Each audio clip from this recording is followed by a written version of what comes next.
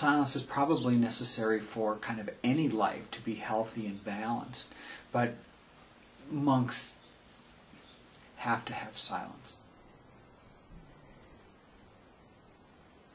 People are just bombarded with noise, whether they want to be or not. But I think the importance about monastic silence is that it allows us to get deep in oneself and to find God. I mean, I think one of the other aspects of silence is,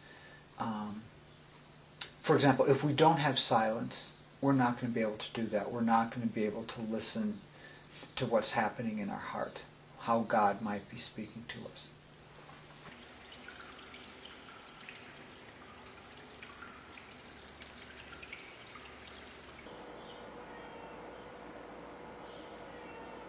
I mean, many guests, when they come here, talk about how incredibly silent it is, and they don't hear anything, and it's almost uncomfortable to some extent.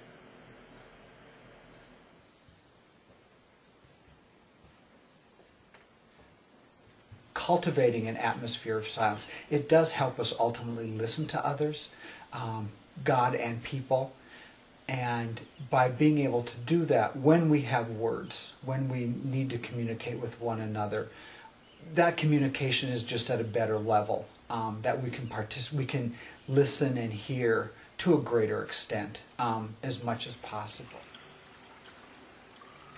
So to come to a place where the ideal is to be silent, I think that can be a very healing experience for many people.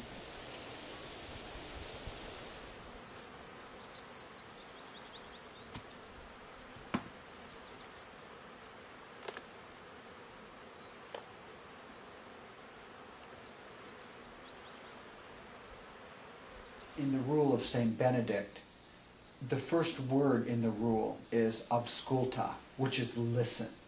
Listen, my sons, with the ear of your heart. And so we cannot listen unless we are silent. It becomes much more difficult to really listen if we're having other kinds of chatter or talk or noise going on. And so just from the perspective of our rule, silence is so important, that we listen to the abbot, that we listen to God, that we listen to other monks.